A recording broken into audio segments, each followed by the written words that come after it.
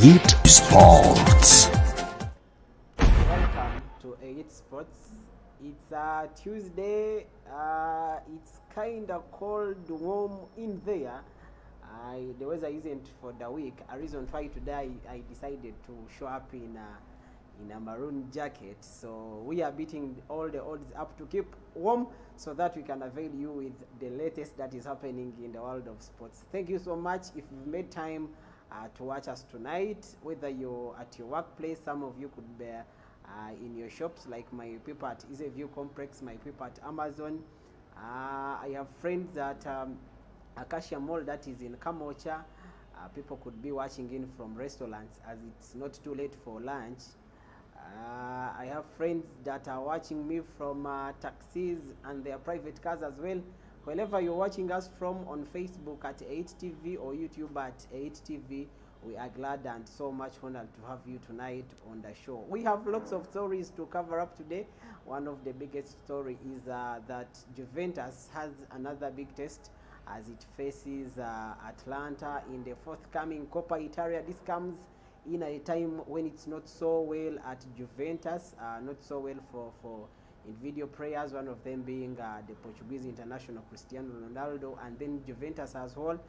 We have stories about Uganda Premier League. Vipers tonight hosts Mbara City. That will be down there at St. Mary's Stadium in Chitende.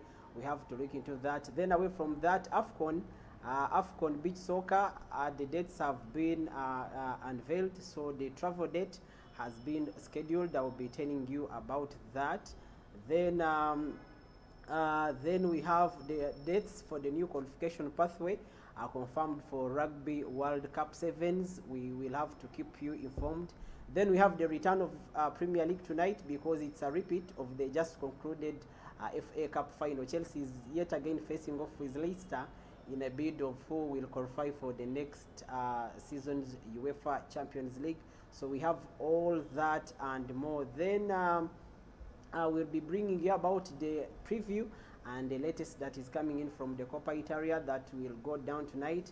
That will be between Atlanta and Juventus. So starting off with Uganda Premier League, we start off with Vipers, who are facing up with Mbara City today. Yeah, the game is showing today. It will go down at St. Mary's Stadium. This comes in at a time when Vipers will be looking up to possibilities of keeping up their position. So they will go top of the league standings for at least 24 hours. If at all they correct maximum points to call it a 5-match winless run. Actually, Vipers has not been performing so well, in that tonight, if they end up their 5-match winless run against Mbara City, Vipers and Mbara City, the points have always been shared, the spoils have always been shared, so it's another big test for them, in that the two sides face off today on Tuesday. That will be down there at St. Mary's Stadium in Chitende. So the Venoms apparently sit second on the table behind leaders URA, who are not in action until the following dates. So that will be tomorrow. So if at all Vipers correct up maximum points against Mbara City tonight, with addition of 3 points, that will end up their 5 winless run against the Ankwali Lions. They could be in position to top up the table for the next 4 hours until URA get into action again, and then the result that will come from URA will still decide whether Vipers maintain their lead on top or they will have to come again to their second position. Before that, they still have to prove a point, because Mbara City they come into this match after winning against their bigger opponents, that is on Palaka, the Caterpillars, on the match that was played on Saturday, where Mbara City won 2-1 thanks to a late goal from Bashir Mutanda, who netted in a rocket strike from the free kick spot to give Mbara City a lead. So they face off with Vipers tonight to decide on who will go on top of the table. Then bringing you about the review of tonight, Mbara City have always proven to be a stubborn side for the Venoms because they have avoided defeat in their past 5 games, including actually beating the champions in the reverse fixture at Kacheka. Of the just concluded games, when the last time Vipers was at Kacheka, Mbarara City happened to win goal to nil to Vipers, so the Venoms have another big test ahead of them tonight. So Vipers haven't beaten Ankole Lions since their double win in the maiden campaign, that is in the top division. So both teams are coming off from brilliant wins, as I earlier said.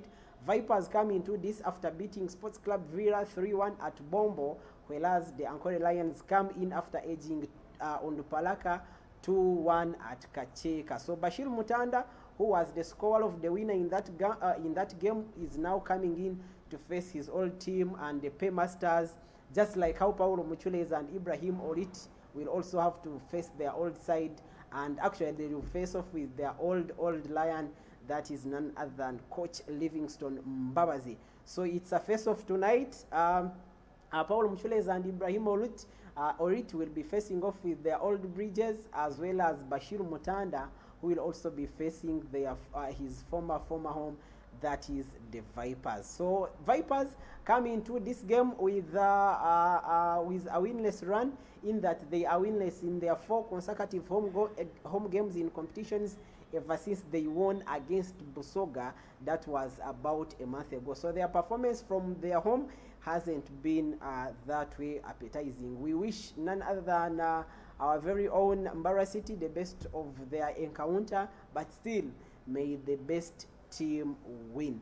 Then away from that we cross and give you the latest that is happening in the world of rugby, in that the dates and the new qualification pathway have been confirmed for the Rugby World Cup sevens.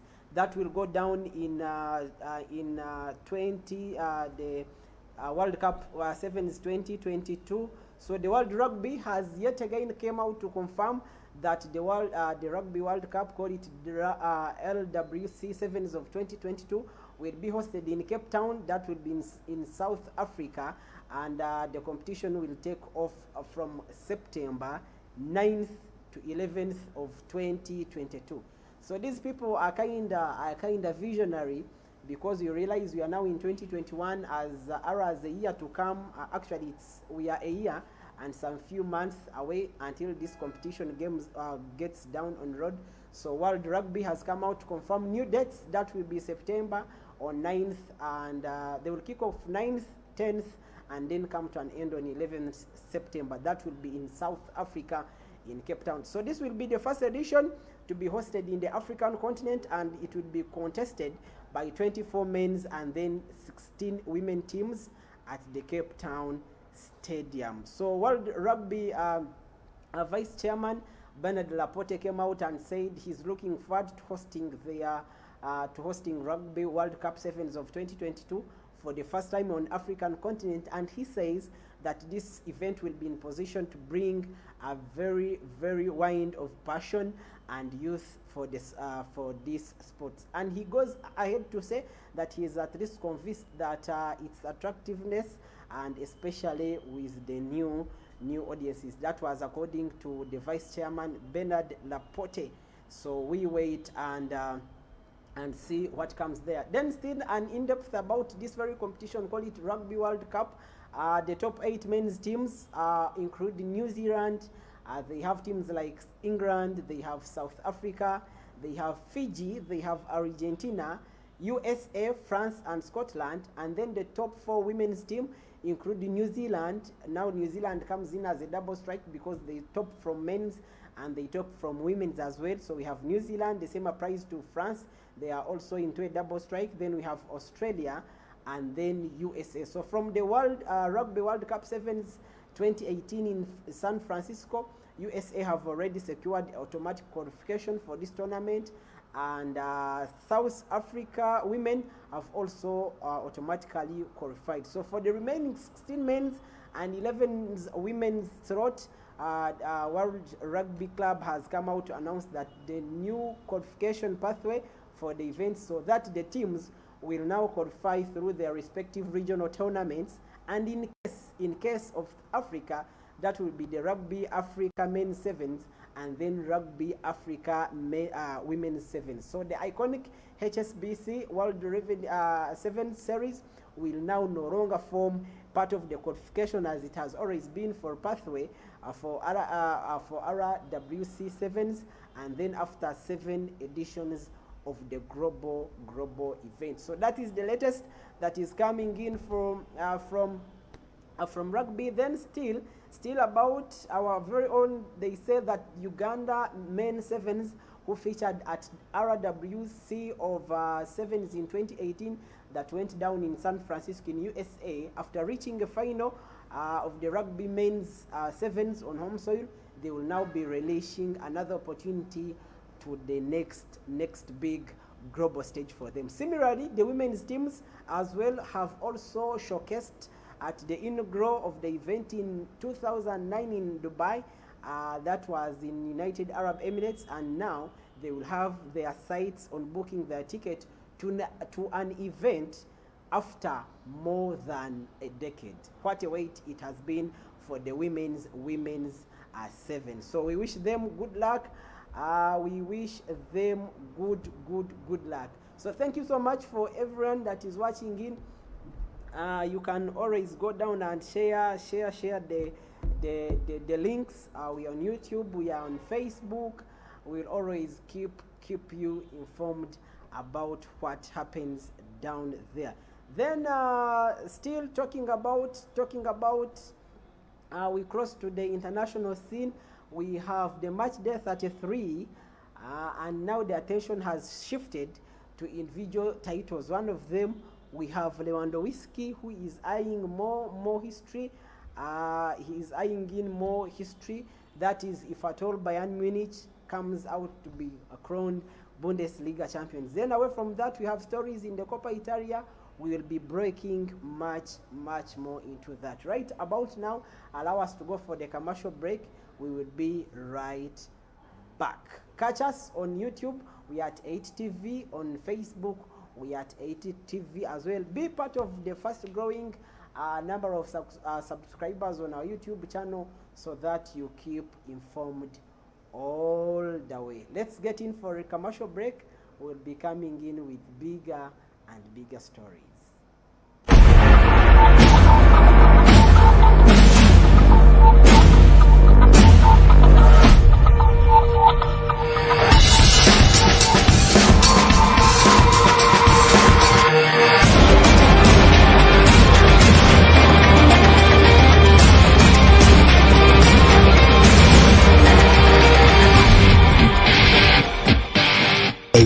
Sports.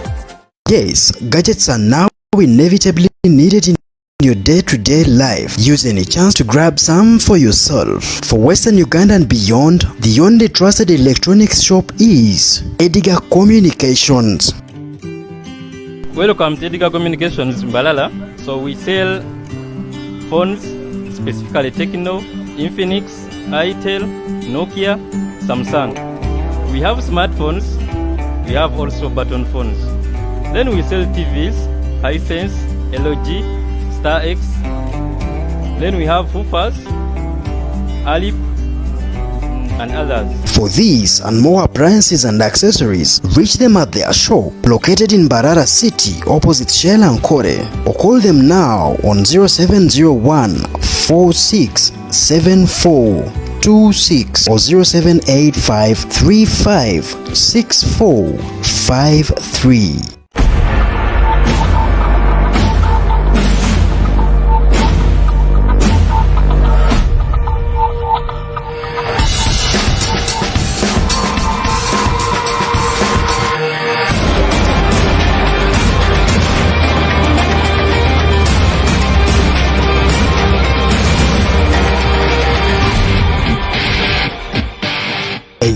Sports. Welcome from the commercial break. We are glad you're still tuned in. We were still talking about what is transpiring in the Uganda Premier League. We have lots of action that will go down today. We have teams like Wakiso Giants. Wakiso Giants also gets on board tonight. They are facing off with Bull. We have fixtures like the relegation team members, one of them being Chitara, and then the Maraba Youth Development Association. They are also facing off tonight. Onduparaka returns from a defeat from Kacheka Stadium when they lost to Mbara City. They now welcome Bright Stars. They welcome Sorrento Bright Stars at their home in Arua City. That is at Green Light Stadium. Then Vipers takes on Mbara City and then in the last fixture of tonight, Ginger SSS takes on the Red Eagles, called them X-Place FC. Then still talking about the Ugandan football, we have the latest coming in says that Aiko has finally resigned as the head coach at Maroons Football Club. This is something we all anticipated, following up the bust-up that has been happening at Maroons. Then, with the exception of the bust-up, we add this to their poor performance run of recent. So Charles Aiko Lukula has now resigned, and from the allegations, what is coming from ground say that Charles Aiko, his resignation has actually come out from a pressure that he has succumbed to pressure, and he has resigned from his position as the head coach at Uganda Prisons funded Maroons Football Club. In his press conference, in his statement, he says, "I have resigned. Working conditions are unbearable, and more details will be released." Hey, you play around with this football. He says that this comes as an untimely development, as barely 24 hours after the 1968 and the 1969 Uganda Premier League champions had slipped to their 5th defeat in 8 matches. The last time they won the Uganda Premier League was in 1960s. Away from that, their run of last 8 matches has gone on for 5 losses. So you realize he was too late to resign. And then Maroons lost 1-0 to Paida Black Angels. That was at the Bak Okoro Stadium in Zombo, West Nile.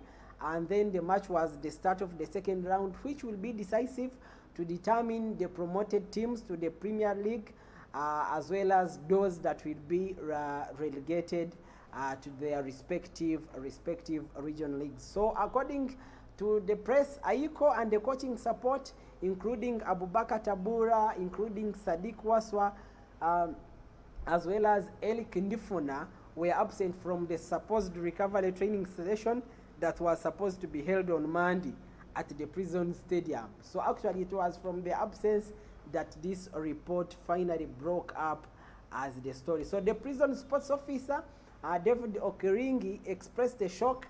He says that he has been shocked by Coach Ayeko's decision. He came out and said, "I'm yet to get anything official. Let's wait and see how the situation will move out." So for the past month, Ayeko has been under intense pressure to deliver the goods. So finally, he has come out and made a decision. But away from the pressure, there were counter accusations for failure to tame the dressing room. That is 1. Rushing the suspension of senior players. That is 2. And again, there were allegations that there was use of witchcraft. Taking us back to the old days, there were allegations that there was the use of witchcraft at the Uganda Prisons funded team, call it Juju. So the club, however, was confident in the second round, only that the club's fortune would have turned around for the better than this. So since the half of the 2021 FIFA Big League season, Maroons has blown hot and cold, where they managed only 2 victories, that is 1 draw, then 5 losses in 8 matches. What a time to be at Maroons FC.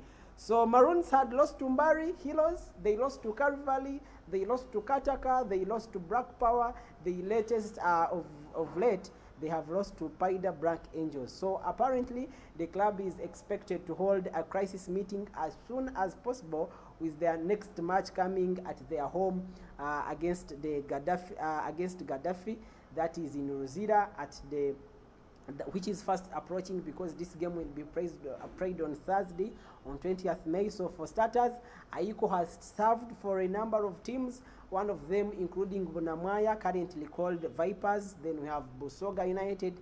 He has served at Police. He has served at Sowana, the current Toro United. He has served at Mubus, the university football team, as well as the beach soccer team, and lately he has been at Maroon. So it's up for the club to organize a crisis meeting, so that by Thursday, when they face off with Gaddafi, that will be in Uluzira, they face off against the Gaddafi in Uluzira, they will have found either a permanent coach or an interim manager that will lead the team from the front line. So that is the latest that is coming in from Maroons. Then away from that, we talk about the Basketball of Africa, Basketball Africa League. It's going down. So the contenders US Monastir have sent a title warning. Their performance somehow, somewhere, they indicate that they are no way far away from contesting in the ongoing campaign. So the Tunisian champions, call them the Union Sportive Monastir. They have so far played their first Basketball Africa League game with intent. They eased past Madagascar's Gendarmerie. It's called Gendarmerie National Basket Club. Call it GNBC, with 113 points out of the 66. A very, very big difference of about 60, do your math in there, about 53. Do the math. This game was played on Monday night, and this has been their biggest winning margin at the tournament so far. So 5 US Monastir players, they all scored in double figures during the comprehensive victory, with power forward Makram Ben Romdini, who led the Tunisians with a team that is with about team high with about 23 points to go, a game high 10 rebounds. So that is the latest that came in from the camp of the Tunisian side in the ongoing Basket Africa League. So now they have troubled the Tunisians at any point in the game, with Monastir leading from the start. Talking about the individual players, we have shooting guard that came in with from Chris Crawford, who netted in the 15 points to his name, and then Rodney Silmena went at 3-4-4 from distance to contribute 13 points. Then Omar Abada added in as many, while Alakish chipped in with 11. So that is the latest that is coming in from the Africa Basketball League. If you haven't taken time to follow this game, you will have to, because it is entertaining and it includes very rare names in this game, one of them being the rapper J. Cole. J. Cole is also up and running. He features in the team of Rwanda Patriots. Yeah, he features in the Rwanda Patriots, and in his first game he recorded about 13 points and then about 7 assists in the game. So you have every reason to follow up this game as it's going. Then away from that, we cross to the National Motocross Championship. The round 2 is on. The second round of the National Motocross Championship took place over the weekend. That was at the Victoria Race in Garuga, and so many video players put up different performances. So if you are not following this, you would rather take time. So you have to follow us on Facebook and YouTube and our various social media platforms, one of them including our Twitter handle at 80TV, as we will be posting and sharing the latest that is coming in from the National Motocross Championships. Then out from that, we cross to before we leave, let me remind you of the table standings of the Uganda Premier League, with a lot of action happening today. Vipers taking on Mbarara City, on the Paraka returning in from their win, from their defeat against Mbarara City. Apparently on match day 24, that is about with about 6 games to finalize this campaign. URA, called them Uganda Revenue Authority, they are still the table leaders. They sit in the first position with 54 points out of the 24 games. And in the second place, we have Vipers, who are a point away, in that maximum points again are correct if they win their 5. If they end their winless 5 games against Mbarara City with maximum points, that means they will be adding in 3 to make them 56, putting them in the first position until Uganda Revenue Authority returns into action tomorrow.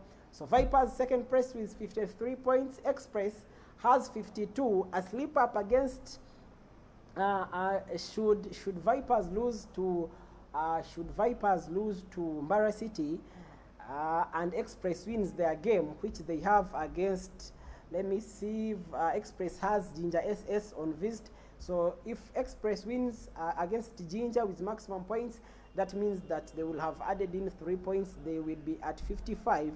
Actually, Express has an upper hand of, has also a chance of topping up the table if Vipers slip up against Mbarara City. And shall Vipers still go for a draw, they will be at 54, a tie with URA. Still Vipers will go on top on goal difference, but then Express will be on top if they correct maximum points at Ginger SS until they wait to hear from the fate between URA and URA. So that is it for Ugandan football. Right about now we cross and go to Italy side. It is an Italy affair, and we have the Coppa Italia final that is yet to go on, and we have Atlanta will be facing off with Juventus in the Coppa Italia final. And to now we bring you the in-depth of what this match means for the two teams. Juventus will be hoping to end their season with a major trophy, because this is the only trophy. Why? Because they have slipped up in the Italian Serie A that has already been corrected by Inter Milan, and they have also lost in the UEFA Champions League. So this is a major trophy they have to look up to, in that they will be hoping to only clinch this with a major trophy. So Juventus will be hoping to end the season when they face off with Atlanta on Wednesday. It will be tomorrow. So that means that the Bianconeri haven't ended the season trophyless, excluding the Supercoppa since 2011 campaign. But Atlanta will also be looking forward to winning their first piece of major silverware since 1962 to 1963 in the Coppa Italia. So they last won a silverware. That was from the time our country got the national independence. So the game will go down tomorrow with Juventus taking on. Then talking about predictions, some people have come out to post their predictions. We wait to see their fate. Then talking about the preview, Atlanta have only been one of the most exciting season sides for a couple of seasons. Then we cross in and talk about Juventus, who will come into this final with all the reasons to win, to avoid going out trophyless for the first time in last 10 years. Like the two teams are hungry. Juventus have a record to defend, in that they have to keep up with their consecutive wins season in, season out, because for the last 10 years they haven't had any season going trophyless. And then now Atlanta comes in to prove a point, because they haven't won any single silverware since 1962. So you realize one of them has to go for a worse side. Either Atlanta extending their winless run since 1962, or Juventus going in for the first time, going in trophyless for the last 10 years. Then talking about the probable lineups that will be coming in, Atlanta, we could have Jorini in goal, we could have Romero, we could have James City, we could have Toroi, Hetbo, Forura, Dirun, Gozens, Milachuk, Marunovsky, and then Zapata on the striking line. Whereas Juventus, we expect them to front as Szczesny, Szczesny between the sticks. We expect them to feature Danilo, Delight, and Cherini, plus Alexandro in defense. Then Cuadrado, much as Sandro is a doubt, then we could have Cuadrado, we could have Rabiot, Bentaka, we could have Chiesa, Krevetsky, and then Cristiano Ronaldo. But then it is too early. It is too early for us to talk about the lineups, because the lineups usually come in about the final lineups. The rest, what we can talk about right now, are the probable lineups. But the real lineups come in. They come in 1 hour to the game. So Atlanta manager Gian Piero Gasperini has a very full squad to choose from, because he has no injury concerns, with the exception of Juventus, who only have missing suspended Alexandro. He has been suspended on disciplinary grounds. Then talking about the players to watch from Atlanta, we could look up to Duvan Zapata, should not be ignored for his contributions. But then the main figure is Luis Muriel. The 30-year-old has been directly involved in 31 goals across all competitions this season. He has scored 19. He has registered assists of 12 assists, while Zapata, on the other hand, comes out as a game changer in that in the semi-finals he has a very good record. He has scored and provided 2 assists in the 3-1 win over Napoli, both opening the scoring and easing the pressure for Atlanta. Then he was also on form over the weekend, as he scored and assisted in Atlanta's 4-3 win against Genoa. Then talking about Juventus, Wednesday's game could bring the end of Gianluigi Buffon time at Juventus. As the goalkeeper, because there are reports that he could step out of Juventus at the end of this season. Then the Juventus legend has been their cup goalkeeper this season, playing in all of the 4 Coppa Italia matches so far. Then you can expect the same to happen in tomorrow. Then we have Buffon's involvement. He will have accumulated 19 major trophies across his career for Palma, Juventus, PSG, and Italy. That is if they win against Atlanta tonight. Actually tomorrow on Wednesday, that will be at 10 p.m. Right about now, let's head in for our final commercial break. When we return, we'll be talking about the transfer gossip. We'll be digging deep about the about the Premier League fixtures. We have fixtures tonight and tomorrow as well. So from the break, we will come to seal off the show with the Premier League fixtures, and again with the transfer gossip. Right about now, let's head in there. We will be right back.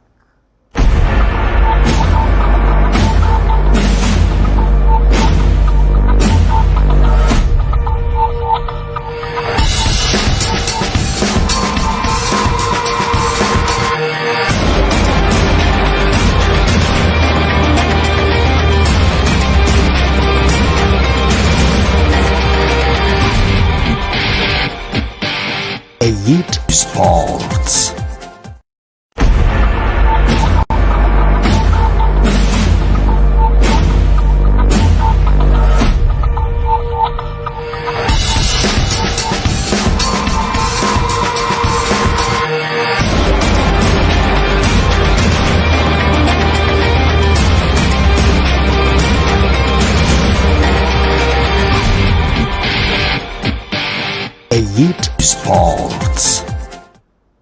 Welcome to the show one more time. We come for our last stanza of the show, getting the show started or getting the show coming to an end. Let's start off with Premier League tonight. Premier League tonight, we have a couple of fixtures as early as 8 p.m. At 8 p.m. today, Tuesday 18th, we have Manchester United will be hosting Fulham. That will be at Old Trafford. We have Southampton will be taking on Leeds at 8 p.m. as well.